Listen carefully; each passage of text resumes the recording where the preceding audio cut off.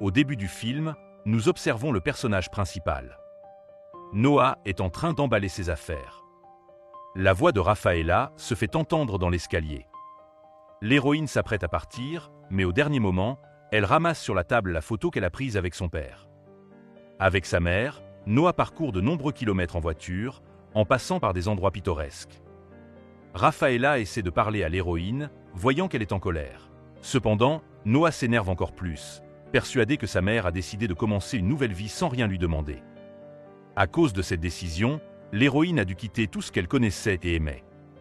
Rafaela tente d'expliquer qu'elle aime Will, vers qui elle se dirige désormais. L'héroïne lui rappelle qu'elle aime aussi Dan, mais que sa mère l'a éloignée de lui. Rafaela conseille à sa fille d'accepter sa nouvelle vie et d'essayer de gérer sa colère. Bientôt, sa voiture s'arrête devant la villa délestée. Noah est émerveillé par la décoration du terrain et se dispute avec Martin, qui veut lui prendre sa valise.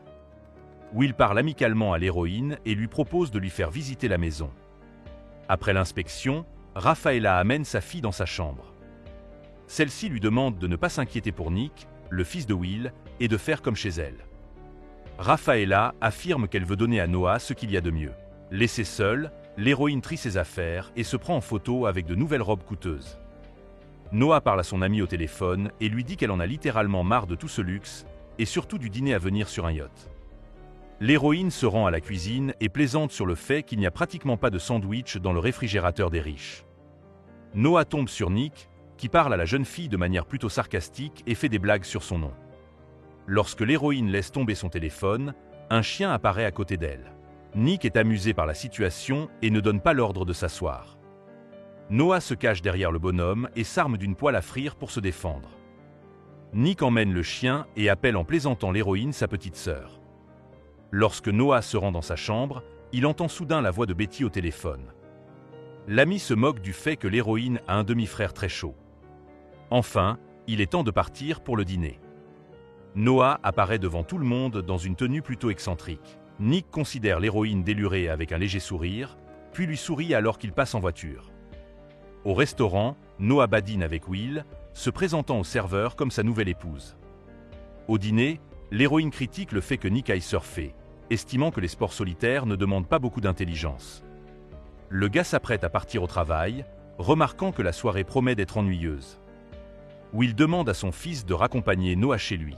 Rafaela et l'homme ont bon espoir que leurs enfants s'entendront bien. En chemin, Nick conduit la voiture très dangereusement, ce qui énerve Noah, et la fille commence à se disputer. Le type fait remarquer que Rafaela doit être très difficile avec une telle fillette. Noah répond que Nick ne connaît pratiquement rien à l'amour maternel. Cela énerve le type. Nick tire l'héroïne hors de la voiture, après quoi il s'en va. Noah a de la chance. Elle est retrouvée par un certain Mario.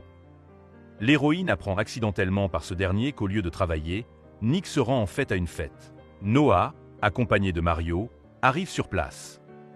L'héroïne voit Nick s'amuser et se dispute avec lui. Le gars presse Noah contre la Jeep et plaisante sur le fait qu'elle l'aime beaucoup. Cependant, Nick lui-même n'est pas intéressé par les petites filles idiotes et ne lui conseille pas de parler de la fête à Will. Noah rencontre Jenna et se promène avec elle autour de la piscine. Leur conversation est interrompue par l'apparition de Lion, le petit ami de Jenna. Noah se trouve au bord de la piscine lorsque Ronnie la rencontre. Son ami offre un verre à l'héroïne. Nick intervient et fait tomber le verre des mains de Noah. Celui-ci explique que cet homme glisse souvent des substances dans les boissons des filles. Nick voit que l'héroïne est tombée malade et décide de la ramener chez elle.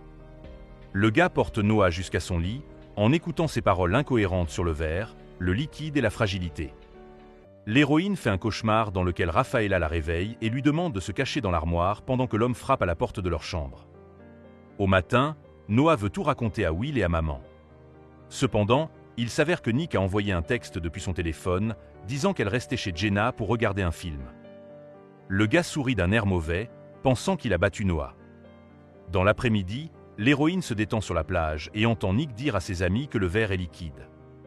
Noah observe prudemment le type en train de changer de vêtements. Jenna le remarque et fait une blague bon enfant à l'héroïne.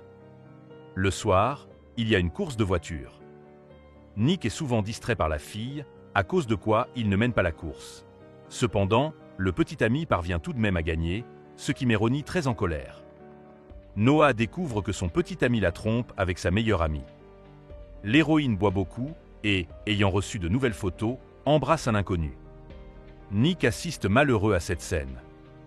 Il met ce type à la porte et découvre que la fille l'embrasse pour prendre des photos et se venger de son petit ami.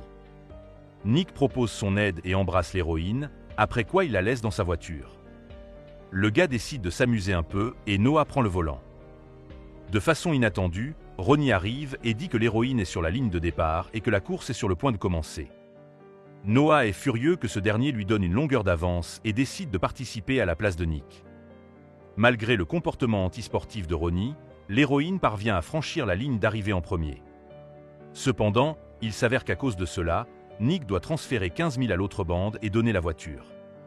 Le gars endure cela, mais attaque Ronnie lorsqu'il insulte l'héroïne. Une bagarre éclate. La jeune fille se bouche les oreilles avec ses mains, comme lorsque ses parents se disputent. Jenna parvient à sortir l'héroïne du cœur de la bagarre et l'emmène jusqu'à la voiture. Au matin, Noah reçoit un message menaçant d'un interlocuteur inconnu. Pendant ce temps, Nick communique avec sa jeune sœur, avec laquelle il partage une mère. Maggie s'inquiète du fait que la femme a encore changé de domicile et qu'elle pourrait la quitter. Nick essaie de soutenir sa sœur et la prend dans ses bras. Le soir, le jeune homme rentre à la maison et s'assoit avec Noah. L'héroïne s'excuse pour la voiture et Nick l'embrasse en retour. Soudain, celui-ci s'éloigne et demande à Noah de ne plus le laisser s'approcher aussi près. Rafaela apparaît dans la pièce. Elle demande à Nick de parler à son père, car son absence à un événement important a beaucoup contrarié Will. Le lendemain, Noah lave une voiture et flirte avec un homme. De façon inattendue, il s'avère que sa mère a amené Dan en visite. Noah demande à Nick de ne pas se montrer car elle a envoyé au type une photo d'eux en train de s'embrasser. Dan essaie de s'excuser auprès de la jeune fille, mais Nick l'en empêche par tous les moyens possibles. Ensuite, le jeune homme entraîne Noah dans la piscine et l'embrasse. Bientôt, l'héroïne reçoit un bouquet et une note menaçante. Dan se rend compte que la fille embrasse ses frères et propose d'en discuter dans la soirée. Ronnie examine la voiture de Nick et se prépare à une nouvelle vengeance. Ronnie retrouve le type, le tabasse et fait une blague sur Noah. Nick rentre à la maison avec de vilaines marques sur le visage et voit Dan entrer dans la chambre de l'héroïne. Le type s'énerve et sort sur la terrasse où, à sa grande surprise, Noah est en train de dormir. Nick réveille l'héroïne et lui demande de ne pas sortir seule, car Ronnie est très dangereuse. Le lendemain, la femme de ménage aide à dissimuler la liaison entre Noah et le petit ami. Martin prétend que les marques sur son visage, Nick les a eues en tombant au bord de la piscine. Le soir, le petit ami monte en voiture avec Noah, son amante Anna et Mario. Nick apprend que le père de l'héroïne était pilote de course et qu'il a mis fin à ses jours en accélérant trop.